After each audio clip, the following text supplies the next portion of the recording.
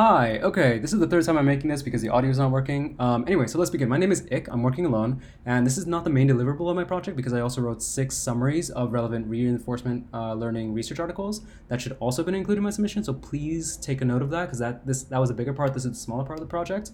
So I'm going to be introducing Grid World, and Grid World is a very straightforward representation of Q-learning.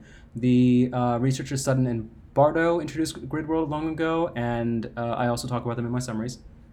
So in Grid World, we have a set of rules. We start at the top left, and we can move one space per turn. An episode or an iteration ends when we reach the goal state or a death trap. And finally, we lose points with each successive step. So here I go ahead and define an 8 by 12 board, along with all the coordinates for the death traps, which will blow up if you land on them and cost 100 points.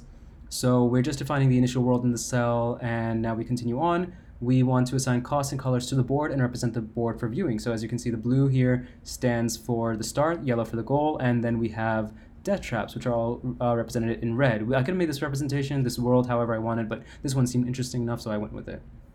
Finally, now we get to Grid World. So we have 8 by 12, 96 possible discrete states. The definition next is going to define a new or next state. This takes in an action from the agent and evaluates the next position. It returns a tuple of the coordinate at the new position. Definition points. We want to check if the given state for its cost, either being -1 for no events or -100 for a death trap. The definition log states. This we create a history of the visited states and the total points we currently have. Definition can do. Returns all possible moves, any and all that are valid actions from the current state. And game over, straightforward. It's an if statement. If we reach any of the conditions that we talked about earlier, death trap or end or the goal, it will end the iteration. Now we have a class called Roronoa Zoro. This one is modeled after a guy who has terrible direction. It's an agent that makes very random decisions when it comes to direction. It can choose any possible action given the current state, and although it says it'll learn something, it's not really going to. It's really just used for random movement. So the definition go here, it takes in the current world, the agent figures out a list of possible moves from the current state, does an action and computes the change state, and then it calculates the number of points we receive, it learns, and the next state becomes the current state. This is all one turn.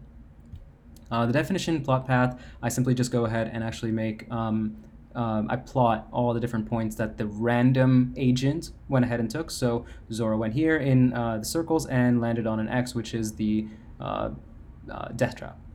Now finally, we get to Q-learning. So to begin, let's talk about the arguments. Q-learning has epsilon, which is a parameter for epsilon greedy action selection. Then we have a decay factor for epsilon between 0 to 1 to modify it. Alpha is our learning rate and step size. Gamma is the discount function calculated for future rewards. Self.q we have as a default dictionary, which returns 0 for unknown state action pairs. Self.a is a state tuple. This is, well, the values are keys of actions that have already been taken, and we need this to be able to determine if the action in the state has already taken place in the past. The definition act, so we choose an action. The action can be random or greedy to ensure exploration. If epsilon is small, there would be less randomness. So the definition act greedy, if epsilon is small, we will go ahead and choose a greedy action, and most likely the action with the highest Q value.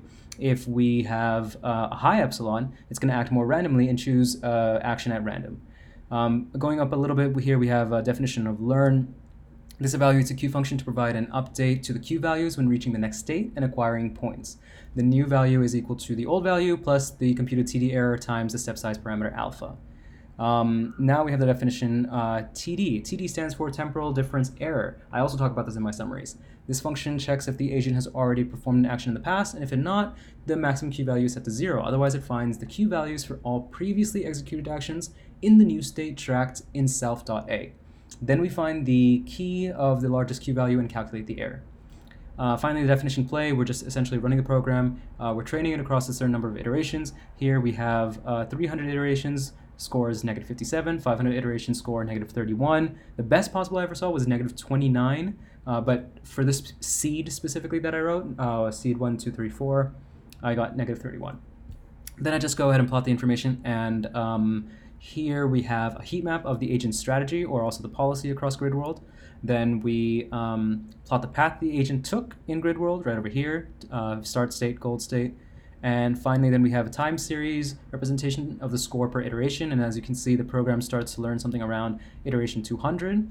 And finally, the lower graph, we have the TD error per step taken shows progression starting around step 5,000. It's kind of hard to tell, but dramatically minimizes by about 10,000. And that's just all I have. This was, yeah, that's it. Thank you very much.